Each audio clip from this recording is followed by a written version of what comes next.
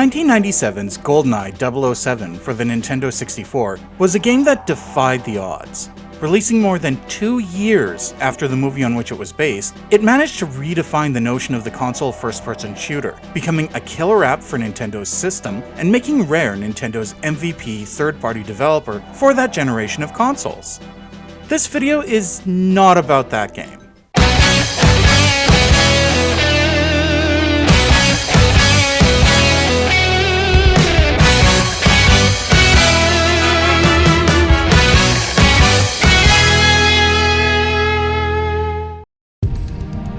"2010's GoldenEye 007 for the Wii takes a fascinating approach to updating the foundational Rare-produced N64 game from 1997. Unlike the planned remaster for the Xbox 360, which would not see the light of day until 2023, this version of the game not only offers improved graphics, sound, and gameplay mechanics, but also a shift into the Daniel Craig era of the James Bond franchise. The question is this GoldenEye good enough to make the sky fall, or should we live and let it die? This is Chris from Makopowered, and welcome to a special Bond for the Holidays episode of Weekend Rental, where we look at games that, while not widely considered classics, or sometimes even good, are still worth examining and maybe even playing despite themselves. Considering this is the 4th annual Bond for the Holidays video, I'll keep the recap simple. Holiday James Bond marathons were a key part of my childhood, so James Bond videos for the holidays. The other videos go into more detail, so check them out if you haven't already. What those videos don't talk about, however, is the fact that GoldenEye is the James Bond movie that got me interested in the franchise when it released back in 1995, and is one of my top 3 favorite Bond movies of all time. Considering Casino Royale, no, not that one, is another one of the 3, go ahead and try to guess the third in the comments, I really want to see if anyone gets it. The combination of the paradigm shift that the original GoldenEye represented with the more grounded Daniel Craig era had me very excited by the prospect of this game. First though, we should offer some context on the original movie and game, because that context is key to understanding what's happening here. Massive spoiler alert warning, because not only are we talking about the plot of the original movie and game, but also, obviously, the changes made in the Wii game throughout the video, and some of the major plot points of some of the Daniel Craig Bond movies. So, in the 90s, the impact of GoldenEye's release on the Bond franchise could not be understated, both in terms of the film and the game. With 6 years between franchise entries, GoldenEye was a return to form after 1989's License to Kill. That movie made the understandable but ultimately ill-advised decision to try to emulate 80s Hollywood action movies, eschewing a lot of what made James Bond unique in favor of a style similar to that of Arnold Schwarzenegger, Sylvester Stallone, and Bruce Willis. To be fair, this was not the first time Bond movies would try to ride pop culture trends to stay relevant instead of setting them, mostly in the Roger Moore era. Moore's first movie, Live and Let Die, tried to capitalize on blaxploitation, The Man with the Golden Gun tried to capitalize on the martial arts trend spurred by Bruce Lee, and Moonraker was, let's be nice and say, influenced by the release of Star Wars. With GoldenEye, though, as Lisa Funnell states on the Digital Bits during their 20th anniversary discussion on the film, not only was it a return to what made James Bond unique, it directly faced the issues of what a James Bond milieu would look like in the post-Cold War 90s. Because it was the first James Bond movie not to have any basis in Ian Fleming's original books, aside from the title, even License to Kill pulls from the original Live and Let Die novel with Felix Leiter's Shark Attack, GoldenEye was free to interrogate what this new era of Bond would look like. From the questioning of the series' gender dynamics through the casting of Judi Dench as M, and the role Russian computer programmer Natalia Simonova plays in the story, to the nature of post-Berlin Wall Russian social dynamics, along with Cuba's role in the Cold War and afterward, to the question of whether Cold War-era methods and agents, like Bond himself, were even relevant in the 90s. Funnell went so far as to say on Twitter that GoldenEye may be the most important Bond film ever made. The game based on the movie had an equally tumultuous development history and as much of an impact on the Bond game franchise as the film did on the movie franchise. Originally intended as a 2D side-scroller using Donkey Kong Country-style pre-rendered graphics, as detailed in the Now Gamer retrospective on the game's development, it was decided that it would be brought over to the then-named Nintendo Ultra 64, changing to a first-person perspective in the process. Even then, it didn't start as the game we know today. That game was originally going to be a Virtua Cop-style rail shooter before it was decided that a Quake-style first-person shooter was the way to go. Even then, Rare seemed uncertain about that direction. As indicated in Nintendo Power Issue 80, there was discussion of transitioning to a third-person perspective for hand-to-hand combat. All of these shifts in gameplay style, platform, and perspective caused the game to be delayed to the point that it released a full 2 years after the film on which it was based. Despite this delay, which would otherwise have been death for a licensed game in the 90s, GoldenEye's genre-defining gameplay made it a hit, a system seller, and an all-time classic. Whew, okay. With that out of the way, we can finally start talking about the game this video is actually about.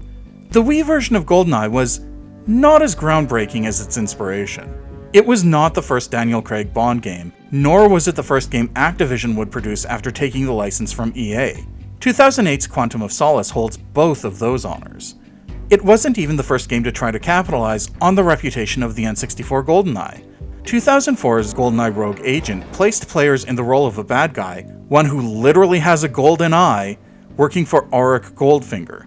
There's a reason EA didn't include the 007 in the title, despite being based in the Bond universe. What this game does do, though, is infinitely more fascinating than either of those games. See, this isn't just a remake of the N64 game with Daniel Craig slotted into Pierce Brosnan's spot.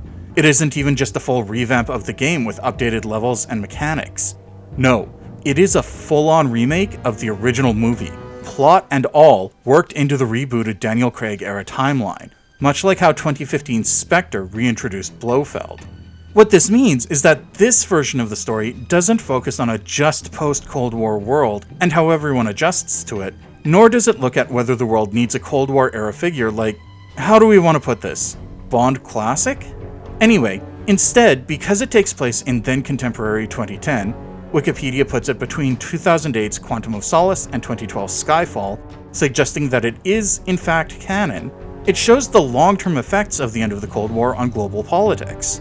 The question of whether a figure like Bond is still relevant is still a part of the narrative, but it's worked in such a way that the main antagonist becomes significantly more relatable than his original incarnation in 1995. It's something we'll discuss presently.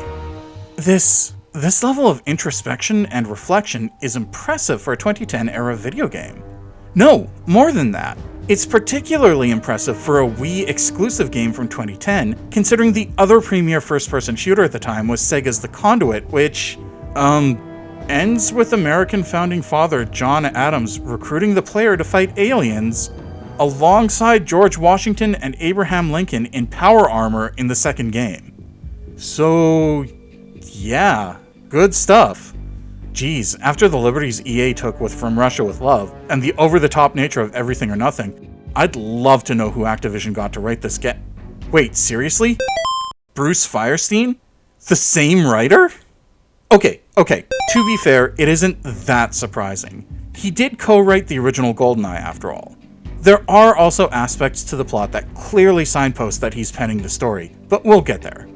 First though, we need to note that Firestein isn't the only person Activision brought back to the Bond franchise with this game, because the game itself was developed by Eurocom. If that name sounds familiar, it might be because Eurocom was the developer behind what many consider to be the best non-GoldenEye James Bond game, 007 Nightfire. That's not their only Bond credit though, as they also worked on the aforementioned Quantum of Solace game, the PS2 port of it at any rate, 2000's The World Is Not Enough for the N64, but weirdly not the PS1 version, which was developed by Black Ops, a game Blue Bidya Games video examines thoroughly, and geez, seriously? Okay.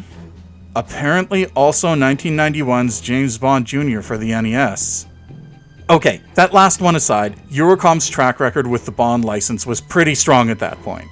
On top of that, they had just developed the superlative Dead Space Extraction for the Wii the year earlier, so not only were they familiar with how to make a good Bond game, but also a good Wii game. Which is as good a segue as any to start discussing the gameplay.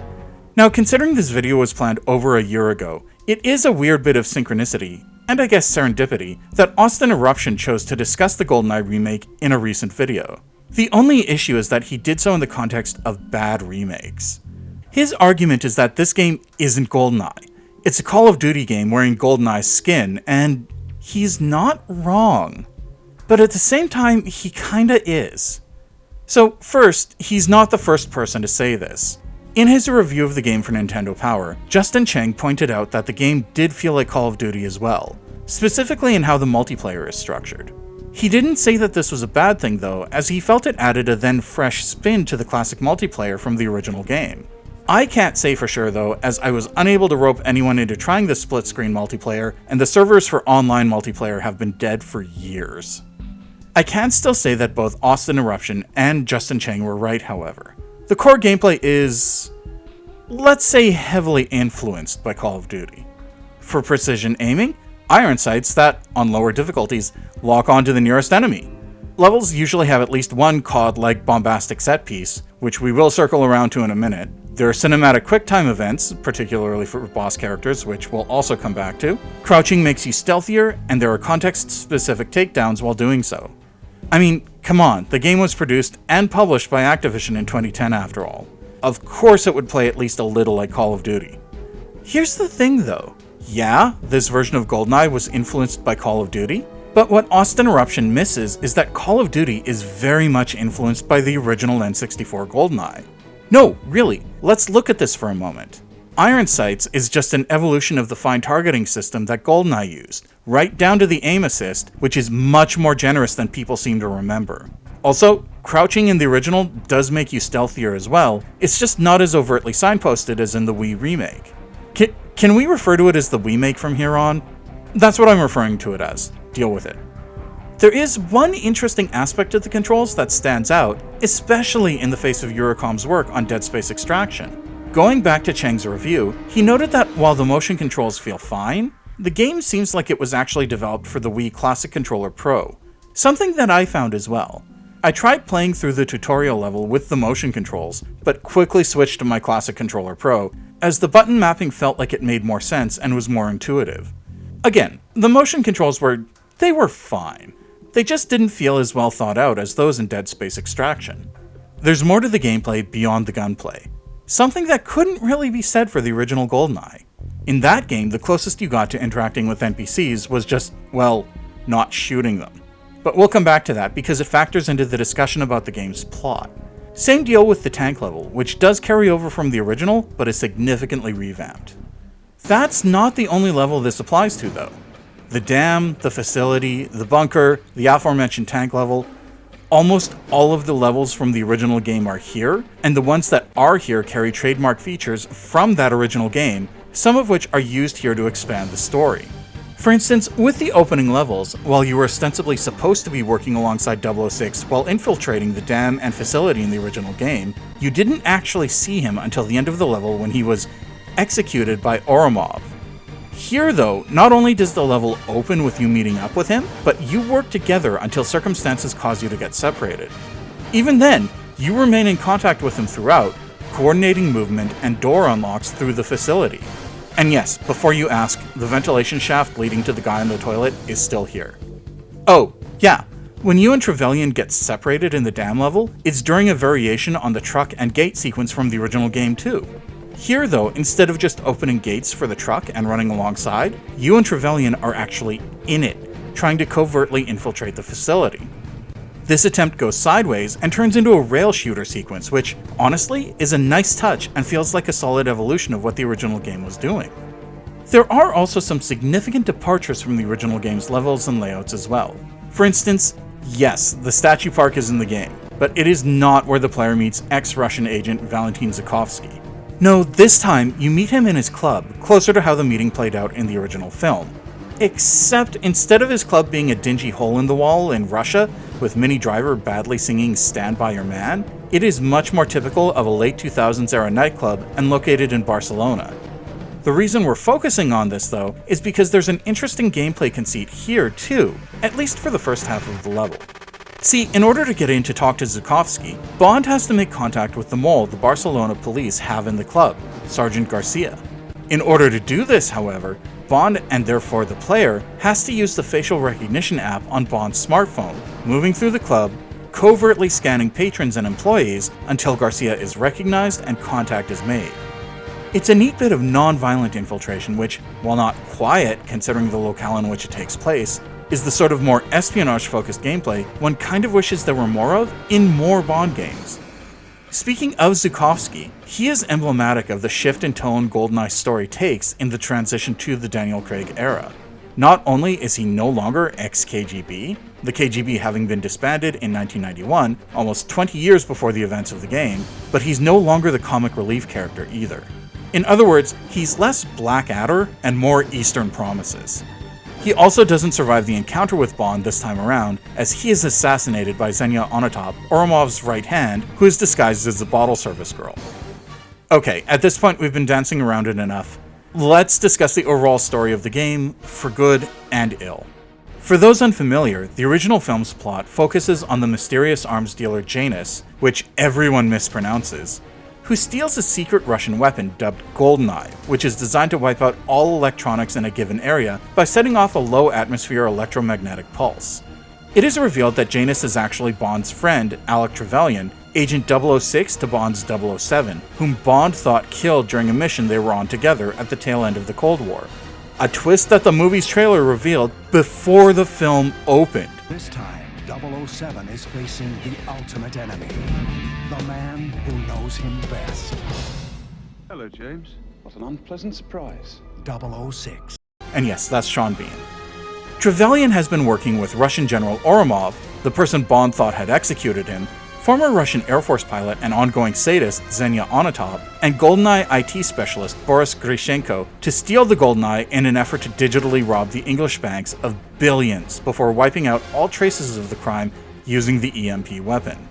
Bond teams up with Natalia Semyonova, another GoldenEye IT specialist, and the only survivor of Oromov and Onatop's, these Bond girl names, seriously, assault on the GoldenEye facility in Severnaya, Siberia, in order to track down and stop them.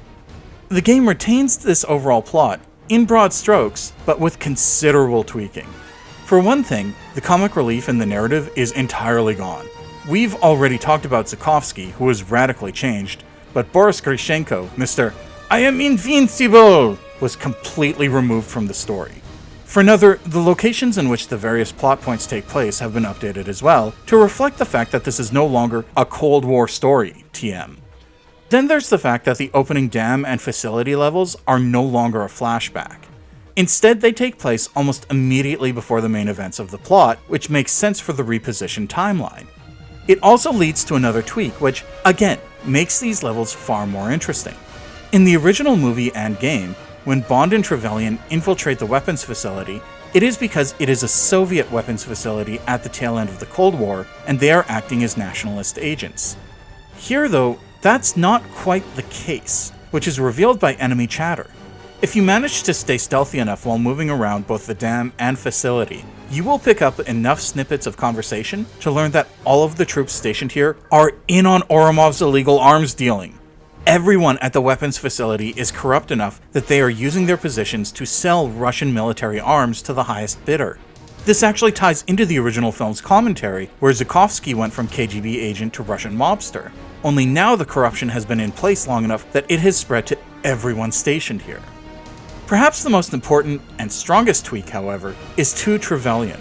See, in the original film, Trevelyan was motivated by greed, sure, but also because his parents were Lienz Cossacks, a group of Russians and Ukrainians who opposed the Soviet Union and, allied with the Nazis to fight the Soviets in World War II.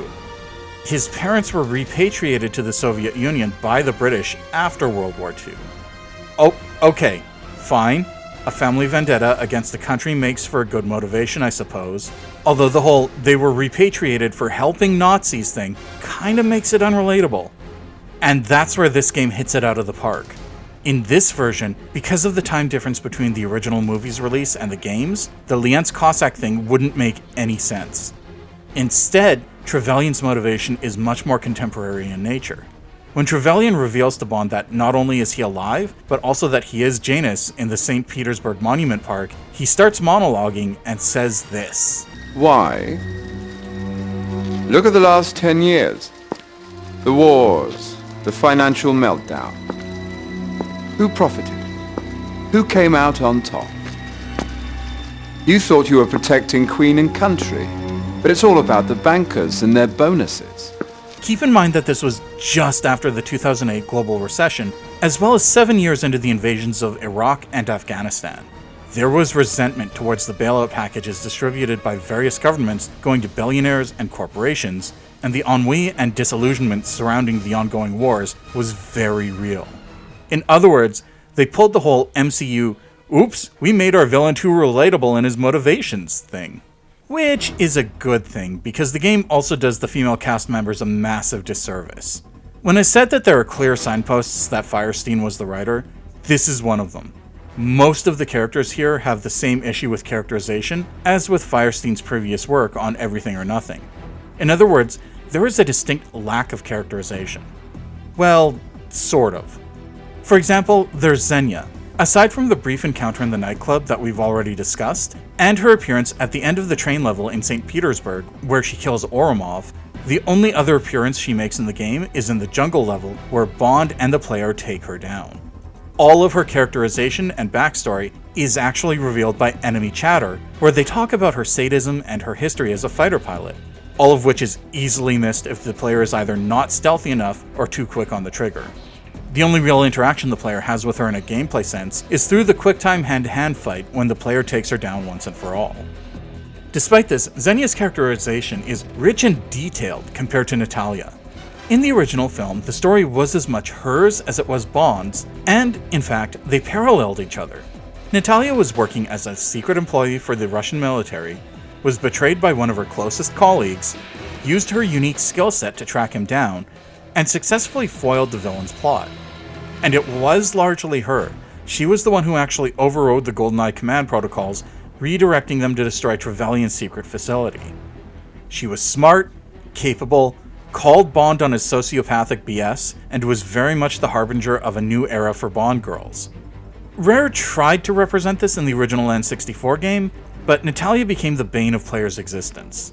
This is because there were multiple levels where Bond and the player had to escort and protect her, and let's say she did not have the best preservation instincts. She would run directly at enemies, including gun turrets, and her firearm skills, while occasionally helpful, did not compensate for her utter lack of concern over her well-being. The way Eurocom fixed this issue was by largely removing her from the game and story. Yes, the player still has to protect her while she redirects the GoldenEye satellite at the end of the game, but Bond is not the one to get her to that point. In fact, Bond only encounters her 3 times beforehand. Once at Severnaya, we'll get to that in a moment, in the St. Petersburg jail cell where Oromov kills Mishkin, on the train where Xenia kills Oromov, and then as she redirects the GoldenEye. Outside of that, there is no interaction with her, and in order to place her where the plot needs her, she winds up being taken hostage way more than she should. She didn't even fly with Bond to Trevelyan's base. Trevelyan kidnapped her and brought her there. Her lack of presence makes her throwing away Bond's phone at the end while M is talking disconcerting because there's been no relationship development of any kind to that point. It just feels like she's supposed to do that because that's what happens in a James Bond story, despite Quantum of Solace directly subverting that expectation. So, how does the game deal with all of the computer expertise that Natalia was supposed to have handled then? This is 2010, baby! There's an app for that! Okay, that may be glib, but it's not really a joke. Most of the empowered, STEM-based knowledge that Natalia displayed in the original film and game, and which made her indispensable in stopping Trevelyan's plot, have been replaced by Bond's smartphone. Hacking, scanning, disabling protocols, facial recognition, all of it is handled through an MI6 app on Bond's phone. This isn't even through female-coded apps such as Siri, Alexa, or Cortana either. Sure, there's a weird patriarchal fetishization inherent in those particular apps, but they at least position the female voice as the voice of an authority or expert. Natalia doesn't even get that here, leaving her at the bare minimum for presence and character development. Something that, again, was an issue with Everything or Nothing, specifically Shannon Elizabeth's geologist character. On that note, the other Firestein giveaway is the, let's be nice and call it bombast. For instance, in order to include the player in Oromov's initial assault on Severnaya, Bond and the player are actually on site when the GoldenEye fired at the station hits. Because of this, the player sees jets falling out of the sky before a helicopter drops onto Bond. To be fair, this is good video game storytelling. Play, don't show, or tell, And it does lead to an interesting dynamic where the actual Russian army fights Oromov's mercenary troops with Bond stuck in the middle. However, it still feels a little Call of Duty? That's not the most egregious example, however. No, that comes at the end of the game where the GoldenEye satellite is, well, it's straight up turned into the sky laser from Die Another Day. It plays into two sequences at the end. First, if the player does not protect Natalia enough when she is redirecting the satellite, it will cut its way across the control room, acting as a literal barrier of light and death. Second, once Natalia has taken out the guidance system, it is fired indiscriminately to try to keep Bond from making his way to the cradle for the final confrontation with Trevelyan, which, quick side note, can we take a moment to appreciate this run animation? Mwah. Glorious. Anyway, yeah, it's never made clear how the GoldenEye, an EMP weapon, is able to fire sky beams, but it smacks of the helicopter pad force field from Everything or Nothing in an video games sort of way. Oh, yeah, one more quick thing, speaking of helicopters. That final fight against Trevelyan is ridiculous. Not only is there an endless stream of henchmen after he takes a certain amount of damage, but he also calls in a freaking gunship to fire at Bond through the windows or on the balcony. It significantly ramps up the difficulty while also feeling like another one of those Call of Duty things, which is only exacerbated by the fact that the final round of the climactic battle is another QuickTime event similar to Xenia's boss battle. Once again, this is 2010 Activision, so it's kind of to be expected, but still. Despite the similarities to Activision's cash cow, GoldenEye 007 is fascinating for what it does both with the game it is remaking, as well as the film that game is based on.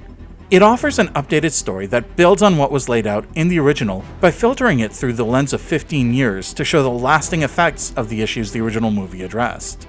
As well, it made sure that GoldenEye would be a canon part of the Daniel Craig James Bond timeline. While this would not be Eurocom's last James Bond game, it could still be called not just their swan song, but the swan song for the Bond franchise in video games, as 2012's 007 Legends would kill the game franchise to this day. Steady Sphere has an excellent review of that game on his channel, and force Eurocom into the Call of Duty mines. Even with its issues surrounding the female characters in the story, there is still enough in this remake to make for a good weekend rental.